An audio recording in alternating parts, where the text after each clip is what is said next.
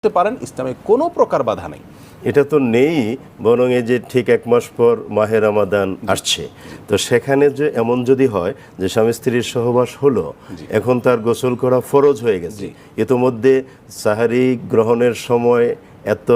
শেষ সময়টা কাছাকাছি যে উনি গোসল করে সাহারি গ্রহণ করতে পারবেন না, তো তিনি তো এই মুহূর্তে সুন্দর মতো সাহারি গ্রহণ করতে পারেন, সাহারি খেতে পারেন, তারপরে তিনি গোসল করলেন ফজরের সালাতের আগে, এতে তো সমস্যা কিছু নেই, কোনো গুনাহ হবে না।